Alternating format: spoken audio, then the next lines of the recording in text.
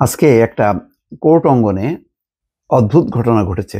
অদ্ভুত বলবো না, এটা অপ্রীতিকর ঘটনা। এই ঘটনা মাঝে মধ্যেই ঘটছে। এবার খায়রুল হক তার শক্তি বৃদ্ধি করেছে। প্রথম তো খায়রুল হকের পক্ষে দাঁড়ানোর মতন কোনো আইনজীবী পাওয়া যায়নি। এখন আওয়ামী লীগের পক্ষের বা যেভাবেই হোক না কেন, নিরপেক্ষ হোক যাই হোক না কেন, খায়রুল হকের পক্ষে আইনজীবীরা দাঁড়িয়েছে। তখন আবার রাষ্ট্রপক্ষের আইনজীবীরা সেখানেও হাজির হয়েছে। দুই পক্ষের মধ্যে ধাক্কাধাক্কি হয়েছে, হাতাহাতি পর্যন্ত হয়েছে। সেখানে দেখেন একটা বক্তব্য আপনাদের সামনে বলি যে পরিস্থিতিটা কোন পর্যায়ে গেছে। রাষ্ট্রপক্ষের আইনজীবীরা খায়রুল হকের আইনজীবীদের উদ্দেশ্যে বলছেন যে সাবেক প্রধান বিচারপতি এস.কে. সিনহা যখন দেশ ছাড়া করা হলো তখন আপনারা কোথায় ছিলেন? আজ খায়রুল হকের মতো গণতন্ত্র ধ্বংসকারী কুলাঙ্গারের জামিন চাইতে এসছেন। এ সময় বারবার উভয় পক্ষের আইনজীবীদের নিবৃত্ত করার চেষ্টা করেন হাইকোর্ট। এর আগে জুলাই আগস্ট আন্দোলনে ঢাকার যাত্রাবাড়িতে যুবদল কর্মী আব্দুল কাইম আহাদ হত্যা মামলায় খায়রুল হকের জামিন চেয়ে হাইকোর্টের আবেদন করা হয়। একই সঙ্গে মামলাটি বাতিল চান আসামি পক্ষের আইনজীবীরা। দেখেন, দুইটা প্রধান বিচারপতি, একটা হলো এস.কে. সিনহা, একটা হচ্ছে খায়রুল হক। দুইজনই কিন্তু শেখ হাসিনার সময় নিয়োগপ্রাপ্ত। পার্থক্যটা হলো এই যে এস.কে. সিনহা যেহেতু শেখ হাসিনার কথা শোনে নাই, সুতরাং তার মতন করে সে রায় দিয়েছে যে ওই বিচারপতি বিচারকদের পদোন্নতি এবং তাদের বিরুদ্ধে অভিযোগ সেইগুলি পার্লামেন্টের অধীনে না, তার সুপ্রিম কোর্টের অধীনে থাকবে।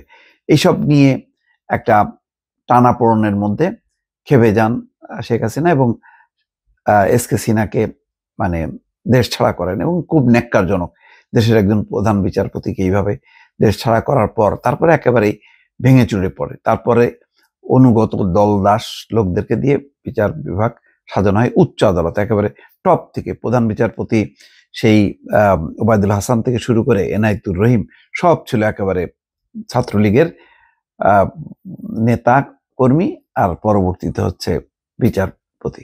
শেখ হাসিনার কথায় ওঠে বসে এই ধরনের। তার আগের জন্য একই ছিল।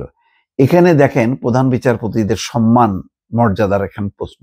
খায়রুল হক হলো যেই রায় দিল সেটা তো গণতন্ত্র ধ্বংস, সেটা তো বলাই হচ্ছে যে নির্বাচনী ব্যবস্থাকে ধ্বংস করার পেছনে খায়রুল হকের সেই যে তত্ত্বাবধায়ক সরকার ব্যবস্থা বাতিলের দ্বাদশ সংশোধনী যেটা করা হয়েছিল সেটা বাতিল করে একটা ন্যাক্কারজনক অধ্যায় রচনা করলো। এবং খায়রুল হককে যখন কি গ্রেপ্তার করা হলো তখন তার পক্ষে কিছুদিন ছিল না। এখন তারা হাজির হলো হবার পর এখন এই দুই বিচারপতি সম্পর্কে দেখেন এক পক্ষ আর এক পক্ষকে কি বলতেছে। এখন রাষ্ট্রপক্ষের উকিলরা বলতেছে ওই খায়রুল হকের আইনজীবীদের উদ্দেশ্যে যে তখন আপনারা কোথায় ছিলেন? সত্য, তখন তো তারা কেউ ছিল না। তার পক্ষে অবস্থান নেবে এমন আওয়ামী লীগের, অথচ সে তো শেখ হাসিনার সময় প্রধান বিচারপতি হয়েছিল। এখন তারা তখন তারা কথা বলেনি, আর এখন তারা খায়রুল হকের পক্ষে আসছে। এর মধ্য দিয়ে বোঝা যায় যে আমাদের সেই দলবাজ থেকে বা দলীয় দাসত্ব থেকে আমাদের কিন্তু আইনজীবীরা, আমাদের বিচারকরা যে মুক্ত হননি তার একটা বহিঃপ্রকাশ ঘটলো। যে একেবারেই আওয়ামী লীগ বিএনপি বা আওয়ামী লীগ বিরোধী পক্ষের মধ্যে একটা হাতাহাতি হলো।